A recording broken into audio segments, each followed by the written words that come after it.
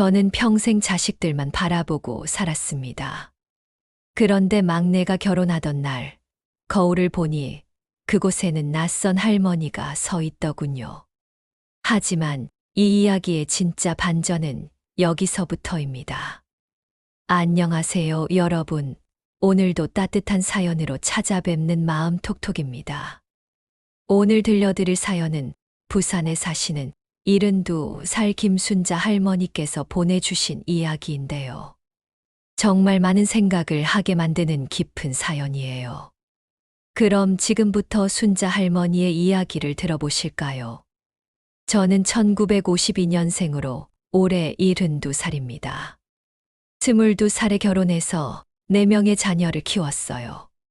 큰딸, 큰아들, 작은딸, 그리고 막내 아들까지. 남편은 성격이 무뚝뚝하고 집안일에는 관심이 없었기 때문에 아이들 키우는 것부터 살림살이까지 모든 게 제 몫이었습니다. 어릴 때부터 아이들에게 해주고 싶은 게 너무 많았어요. 저희 집은 형편이 넉넉하지 않았지만 그래도 아이들만큼은 부족함 없이 키우고 싶었거든요. 새벽 5시에 일어나서 도시락 4개를 싸고 아이들 깨워서 학교 보내고 그러고 나면 바로 시장에 나가서 일했어요. 채소 장사를 했는데 비가 와도 눈이 와도 나가야 했습니다. 손님들이 올 때까지 하루 종일 서 있는 거예요. 그렇게 벌어온 돈은 모두 아이들한테 쏟아부었습니다.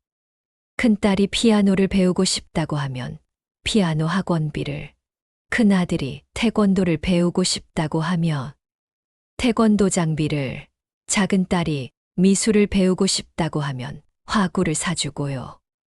막내 아들은 공부를 잘해서 과외까지 시켜줬어요. 제가 먹고 싶은 것, 입고 싶은 것은 다 포기하면서도 아이들 것만큼은 절대 아끼지 않았습니다. 옷도 항상 시장에서 제일 싼 걸로 사 입었어요. 한 벌을 사면 몇 년씩 입었죠. 염색도 안 하고 화장품도 안 사고 친구들과의 모임도 다 포기했습니다. 시간도 없었고 돈도 아까웠거든요. 그 돈이면 아이들 간식을 더 사줄 수 있으니까요. 아프다가도 아이들이 학교에서 돌아올 시간만 되면 괜찮은 척 부엌에 서서 밥을 해줬어요. 특히 막내 아들은 공부를 정말 잘했거든요. 그래서 이 아이만큼은 꼭 대학을 보내야겠다는 생각이 들었어요. 그런데 막내가 고등학교 3학년이 되던 해 남편이 갑자기 사업을 시작하겠다고 하더라고요. 그것도 우리 집을 담보로 잡고 돈을 빌려서요. 말렸지만 듣지 않았어요. 결국 사업은 망했고 우리는 집까지 잃을 뻔했습니다. 그때 정말 절망적이었어요. 막내 대학 등록금은 어떻게 마련하나, 당장 내일 먹을 쌀은 있나, 이런 생각들로 잠을 못 잤죠. 그때 큰딸이 자기가 결혼을 미루고 막내 등록금을 대겠다고 했어요. 큰아들도 자기 적금을 깨서 보태겠다고 했고요. 아이들이 그렇게 서로를 위해 주는 모습을 보니까 그동안의 고생이 보람으로 느껴졌어요. 결국 막내는 무사히 대학에 갔고 졸업 후에는 대기업에 취직했습니다. 큰딸도 좋은 사람 만나서 결혼했고 큰아들도 자기 사업을 시작해서 잘 되고 있어요. 작은딸은 간호사가 되어서 병원에서 일하고 있고요. 네 아이 모두 제가 바라던 대로 잘 자라줬어요. 그런데 문제는 여기서부터였습니다. 아이들이 하나둘 독립하면서 집이 점점 조용해지더라고요. 큰딸은 시집가서 바쁘고 큰아들은 사업 때문에 정신없고 작은딸은 야간 근무가 많아서 연락하기 힘들고 막내는 회사 일이 바빠서 주말에도 출근해야 한다고 하고요. 명절이나 생일 같은 특별한 날에만 연락이 오는 정도였어요. 처음에는 아이들이 각자 열심히 살고 있다는 게 대견하고 뿌듯했어요. 그런데 시간이 지날수록 이상한 기분이 들기 시작했어요. 뭔가 허전하고 외롭더라고요. 평생 아이들 중심으로만 살아오다가 갑자기 혼자가 되니까 뭘 해야 할지 모르겠더라고요. 그러던 어느 날, 작은 딸이 결혼을 하겠다고 발표했어요. 기쁜 일이었죠. 그런데 결혼 준비를 하면서 딸이 한 말이 아직도 가슴에 남아 있어요. 엄마는 항상 우리만 생각하시느라 본인 인생은 없으신 것 같아요. 저는 결혼해서도 제 인생을 살고 싶어요. 그 말을 들으니까 가슴이 아프더라고요. 딸이 틀린 말을 한 건 아니었거든요. 그때 깨달았어요. 저는 평생 남편의 아내, 아이들의 엄마로만 살았지. 저 자신으로는 살아본 적이 없다는 걸요. 제가 뭘 좋아하는지, 뭘 하고 싶은지, 제 꿈이 뭐였는지도 기억이 안 났어요. 22살에 결혼한 후로 50년 동안 한 번도 저 자신을 위한 시간을 가져본 적이 없었거든요. 작은 딸의 결혼식 날이었어요. 딸이 웨딩드레스를 입고 있는 모습을 보는데 문득 제 자신이 궁금해졌어요. 화장실에서 거울을 들여다봤는데 그곳에는 완전히 늙어버린 할머니가 서 있더라고요. 언제부터인가 저는 저를 돌보는 걸 완전히 포기했던 거예요. 머리는 새하얗고 얼굴은 주름투성이고 옷도 색깔이 바랜 검정색뿐이고요. 그날 밤 집에 돌아와서 혼자 울었어요. 아이들은 모두 각자의 인생을 살고 있는데 저는 뭘 하고 살아야 할지 막막했거든요. 남편은 몇 년 전부터 치매 초기 증상이 와서 대화가 안 되고 친구들은 다 흩어져 살고 있고 취미도 없고 할 줄 아는 것도 별로 없고요. 그러다가 우연히 동네 문화센터에서 하는 노인 프로그램 안내를 봤어요. 서예, 요가, 노래교실 같은 것들이 있더라고요. 처음에는 뭘 해야 할지 몰라서 그냥 제일 가까운 요가 교실에 등록했어요. 그런데 첫 수업에 갔는데 다른 할머니들은 다들 예쁜 운동복을 입고 오셨더라고요. 저만 아무거나 입고 갔어요. 요가를 해보니까 몸이 굳어 있다는 걸 깨달았어요. 50년 동안 시장에서 서서 일하고 집에서는 구부리고 앉아서 청소하고 부엌에서는 계속 서 있고 그러다 보니까 어깨도 아프고 허리도 아프고 무릎도 아프더라고요. 그동안 아픈 줄도 모르고 살았던 거예요. 요가 선생님이 몸을 사랑해 주세요라고 하는데 그 말이 너무 낯설었어요. 평생 제 몸을 사랑해 본 적이 없었거든요. 아프면 참고 피곤하면 견디고 그게 당연한 줄 알았어요. 엄마니까, 아내니까 당연히 참아야 한다고 생각했죠. 요가를 한 달 정도 다니고 나니까 몸이 조금씩 달라지더라고요. 어깨 결림도 좀 나아지고 잠도 좀 더 잘 오고요. 그리고 무엇보다 요가하는 시간만큼은 오로지 저에게 집중할 수 있어서 좋았어요. 아이들 걱정도 안 하고 남편 걱정도 안 하고 오직 제 몸과 마음에만 집중하는 거예요. 요가 교실에서 만난 분들과 이야기를 나누다 보니까 저와 비슷한 분들이 많더라고요. 평생 가족을 위해서만 살다가 이제야 자신을 돌아보게 됐다는 분들이요. 그분들과 이야기하면서 위로도 받고 용기도 얻었어요. 혼자가 아니구나. 이렇게 생각하는 사람이 나뿐만이 아니구나 싶어서요. 그러다가 한 분이 서예교실도 같이 해보자고 하더라고요. 솔직히 글씨는 자신이 없었어요. 아이들 숙제 검사해 줄 때도 제 글씨가 부끄러웠거든요. 그런데 막상 해보니까 붓을 잡고 먹을 찍어서 한 글자 한 글자 쓰는 게 마음이 차분해지더라고요. 집에서는 항상 뭔가 해야 할 일이 있어서 바빴는데 서예하는 시간만큼은 정말 고요했어요. 첫 작품은 사랑이라는 글자였어요. 선생님이 누구를 사랑하는 마음으로 써보세요 라고 하셨는데, 처음에는 당연히 아이들을 생각했어요. 그런데 쓰고 나서 보니까 이상하게 제가 생각나더라고요. 언제부터인가 저도 사랑받을 자격이 있는 사람이라는 걸 잊고 살았던 것 같아요. 서예를 몇 달 하다 보니까 글씨가 조금씩 나아지더라고요. 그리고 무엇보다 마음이 평온해졌어요. 붓으로 한 획 한 획 그으면서 제 마음속 이야기를 하는 것 같았거든요. 화가 날 때는 힘차게, 슬플 때는 부드럽게, 기쁠 때는 경쾌하게 쓸 수 있었어요. 그런데 정말 큰 변화는 노래교실에서 시작됐어요. 아이들이 어렸을 때는 자장가도 불러주고 했는데, 언제부터인가 노래 부르는 걸 잊고 살았어요. 남편 앞에서 노래 부르면 시끄럽다고 했거든요. 그래서 오랫동안 노래를 안 불렀어요. 노래교실 첫날 선생님이 좋아하는 노래 한 곡씩 불러보세요 라고 하셨어요.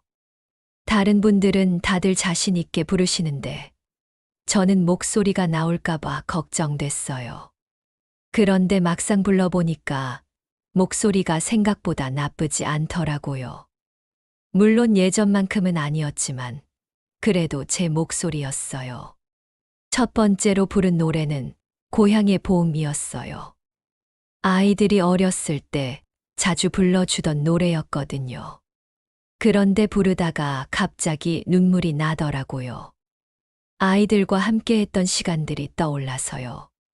그때는 힘들었지만 지금 생각해보니까 정말 소중한 시간이었구나 싶었어요. 노래교실에 다니면서 여러 노래를 배웠어요. 옛날 가요도 부르고 동요도 부르고 가끔은 요즘 노래도 배웠어요. 노래를 부르니까 기분이 좋아지더라고요. 특히 다른 분들과 함께 합창할 때는 정말 즐겁했어요. 혼자가 아니라 함께 하고 있다는 느낌이 들었거든요. 그렇게 1년 정도 문화센터에 다니면서 제 자신에게도 변화가 생겼어요. 우선 옷부터 바꿨어요. 평생 검정색, 회색, 갈색 옷만 입었는데 노래교실 선생님이 밝은 색 옷을 입으면 기분도 밝아져요 라고 하시더라고요. 처음에는 부담스러웠지만 연한 분홍색 블라우스를 하나 샀어요. 입어보니까 얼굴이 환해 보이더라고요. 머리도 염색했어요. 흰 머리를 그대로 두는 것도 괜찮지만 조금 더 젊어 보이고 싶었거든요. 미용실에 가서 자연스러운 갈색으로 해주세요 라고 했더니 미용사분이 어머, 이렇게 하니까 훨씬 젊어 보이세요 라고 하더라고요. 거울을 보니까 정말 달라 보였어요. 기초 화장품도 샀어요. 평생 로션 하나로 때웠는데 문화센터 친구가 피부도 관리해야 해요 라고 알려주더라고요. 비싼 건 아니고 동네 약국에서 파는 간단한 것들이었지만 그래도 제 얼굴을 위해 뭔가를 한다는 게 새로웠어요. 그러고 나니까 거울 보는 게 무섭지 않더라고요. 예전에는 거울만 보면 늙은 티가 너무 나서 피했는데 이제는 오히려 거울을 보면서 오늘은 어떤 옷을 입을까 하고 생각하게 됐어요. 물론 여전히 주름도 있고 나이는 숨길 수 없지만 그래도 저를 사랑하는 마음으로 바라볼 수 있게 됐어요. 아이들도 변화를 눈치챘어요. 큰딸이 집에 왔다가 엄마 많이 밝아지셨네요 라고 하더라고요. 작은 딸은 엄마가 예뻐지셨어요 라고 했고요. 그런 말을 들으니까 정말 기뻤어요. 물론 예전부터 예쁘다고 해줬으면 더 좋았겠지만 그래도 지금이라도 들을 수 있어서 다행이었어요. 막내 아들은 처음에는 좀 어색해했어요. 갑자기 엄마가 달라지니까 당황스러워 하더라고요. 그런데 요가하고 서예하고 노래 부르는 얘기를 해주니까 엄마가 행복해 보여서 좋아요 라고 하더라고요. 그리고 엄마도 엄마 인생을 사세요라고 했어요. 그 말을 들으니까 정말 고마웠어요. 이제는 하루 일과가 생겼어요. 아침에 일어나면 간단한 스트레칭을 하고 예쁘게 옷을 입고 문화센터에 가요. 월요일은 요가, 화요일은 서예, 수요일은 노래교실, 목요일은 독서 모임, 금요일은 자유시간이에요. 주말에는 가끔 친구들과 영화도 보고 맛있는 것도 먹으러 가요. 독서 모임은 최근에 새로 시작한 건데 이것도 정말 좋아요. 평생 아이들 교과서나 참고서만 봤는데 이제는 소설도 읽고 에세이도 읽어요. 다른 분들과 책에 대해 이야기하는 시간이 정말 즐거워요. 책 속의 주인공들을 통해서 제가 살아보지 못한 인생도 경험해 보는 것 같아요. 특히 기억에 남는 책이 있어요. 82년생 김지영이라는 책이었는데 읽으면서 많은 생각이 들었어요. 저보다 훨씬 젊은 여성의 이야기였지만 여자로서 겪는 어려움들이 비슷하더라고요. 그리고 제가 딸들에게 해줬던 말들을 돌아보게 됐어요. 여자는 참아야 한다. 엄마가 되면 희생하는 게 당연하다. 이런 말들을요. 이제는 생각이 좀 달라졌어요. 물론 가족을 사랑하는 건 좋은 일이지만 그렇다고 해서 자기 자신을 완전히 포기할 필요는 없다는 걸 깨달았거든요. 나도 소중한 사람이고 나도 행복할 자격이 있다는 걸요. 작년에 큰딸이 아이를 낳았어요. 제 첫 손자였죠. 정말 예쁘더라고요. 그런데 딸이 육아로 힘들어하는 걸 보니까 예전의 저 같았어요. 밤잠도 못 자고 제대로 씻지도 못하고 항상 피곤해하고요. 그래서 딸에게 말했어요. 가끔은 내 시간도 가져. 아이도 중요하지만 내가 건강해야 아이도 잘 키울 수 있어. 딸이 처음에는 엄마는 우리 4명 다 그렇게 키우셨잖아요. 라고 하더라고요. 그래서 말했어요. 그때 엄마가 틀렸어. 너는 엄마처럼 살지 마. 딸이 깜짝 놀라더라고요. 그동안 항상 희생이 미덕이라고 가르쳤던 제가 갑자기 다른 말을 하니까요. 그래서 딸과 긴 대화를 했어요. 제가 그동안 어떻게 살아왔는지, 지금은 어떤 생각으로 살고 있는지 솔직하게 이야기했어요. 딸이 눈물을 흘리면서 엄마가 그렇게 힘드셨는지 몰랐어요. 라고 하더라고요. 그리고 이제라도 엄마 인생을 사시는 게 다행이에요. 라고 했어요. 이제 딸은 일주일에 한 번은 저에게 아이를 맡기고 친구들과 시간을 보내거나 혼자만의 시간을 가져요. 손자를 돌보는 것도 즐겁지만 무엇보다 딸이 저처럼 자신을 잃고 살지 않았으면 해서요. 손자도 할머니와 함께 있는 시간을 좋아해요. 제가 배운 동요도 불러주고 그림책도 읽어줘요. 작은 딸도 결혼 후에 저와 많은 대화를 해요. 신혼이지만 자신만의 시간도 챙기고 취미도 갖고 친구들과의 관계도 유지하려고 노력해요. 엄마 보니까 나도 나를 사랑해야겠다는 생각이 들어요. 라고 하더라고요. 그런 말을 들으면 정말 뿌듯해요. 큰아들도 요즘은 가끔 엄마도 여행 가세요 라고 해요. 문화센터 친구들과 당일치기 여행을 몇 번 다녀왔거든요. 서울도 가보고 경주도 가보고 제주도도 가봤어요. 평생 아이들과 남편만 생각하며 살아서 혼자 여행한다는 건 상상도 못했는데 막상 해보니까 정말 자유로웠어요. 여행을 가면서 제가 얼마나 좁은 세상에서 살았는지 깨달았어요. 부산 벗어날 일이 거의 없었거든요. 아이들 수학여행이나 졸업여행 따라갈 때 말고는요. 그런데 다른 지역을 가보니까 세상이 이렇게 넓구나, 볼 것도 이렇게 많구나 싶었어요. 특히 제주도는 정말 인상 깊었어요. 바다가 이렇게 예쁠 줄 몰랐어요. 문화센터 친구 5명이서 갔는데 다들 처음 가보는 거였어요. 서로 사진도 찍어주고 맛있는 것도 먹고 정말 즐거웠어요. 그리고 무엇보다 아무도 저를 누구의 엄마, 누구의 아내로 부르지 않았어요. 그냥 순자 씨라고 불러주니까 제가 독립된 한 사람이라는 느낌이 들었어요. 지금은 스마트폰도 사용할 줄 알게 됐어요. 막내가 가르쳐 줬는데 처음에는 정말 어렵더라고요. 그런데 조금씩 배우니까 할 수 있게 됐어요. 이제는 아이들과 카톡도 하고 사진도 찍어서 보내주고 인터넷으로 정보도 찾아봐요. 요가 동작도 유튜브로 보면서 집에서 혼자 해봐요. 요즘은 인스타그램이라는 것도 해요. 문화센터 친구가 가르쳐 줬는데 제가 서예한 작품이나 여행 사진을 올려요. 젊은 사람들이 할머니 멋있어요. 저도 할머니처럼 살고 싶어요 라고 댓글을 달아주면 정말 기뻐요. 제 나이에도 누군가에게 영감을 줄 수 있다니 신기했어요. 이제는 꿈도 생겼어요. 언젠가는 제 서예 작품으로 작은 전시회라도 열어보고 싶어요. 그리고 여행도 더 많이 다녀보고 싶어요. 외국도 가보고 싶고요. 문화센터 친구가 일본 여행을 제안했는데 고민 중이에요. 언어도 안 통하고 낯선 곳이라 무섭기도 하지만 한편으로는 도전해보고 싶어요.